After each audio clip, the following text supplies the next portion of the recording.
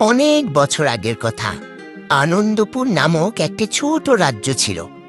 সেখানকার রাজা ছিলেন প্রতাপ সিংহ আর রানী ছিলেন চন্দ্রলেখা। এই রাজা রানীর ছিল না কোনো অহংকার, বিলাসিতা বা গর্ব। তারা খুব সাধারণ জীবনযাপন করতেন, প্রজাদের সুখ দুঃখে সব সময় পাশে থাকতেন। একদিন সকালে রানী চন্দ্রলেখা বাগানে হাঁটছিলেন। হঠাৎ করে তার প্রিয় সোনার আংটিটি আঙ্গুল থেকে খসে পড়ে যায়। রানী সেটা খেয়ালও করেননি। অনেক পরে তিনি প্রাসাদে ফিরে এসে দেখেন আংটি নেই। এই আংটিটা সাধারণ কোনো অলংকার ছিল না, এটা তার মা তাকে উপহার দিয়েছিলেন বিয়ের সময়। রানীর চোখে পানি চলে আসে। রানী রাজাকে বললেন, আমার মার দেয়া স্মৃতিটুকু হারিয়ে গেছে। রাজা সঙ্গে সঙ্গে প্রাসাদের সব কর্মচারীকে ডেকে আনে এবং আদেশ দেন বাগান ছষে আংটি খুঁজে বের করার।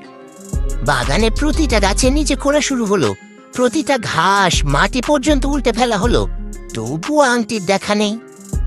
এই সময় বাগানে পুরানো এক মালি, নাম তার নবীন কাকা, আস্তে এসে রাজাকে বললেন, মহারাজ, যদি অনুমতি দেন আমি নিজ হাতে খুঁজি।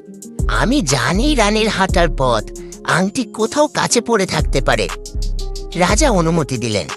নবীন কাকা মনোযোগ দিয়ে ঘাসে মাটিতে নজর রাখতে রাখতে একসময় একটা পাতার নিচে ঝকঝকে কিছু দেখতে পেলেন।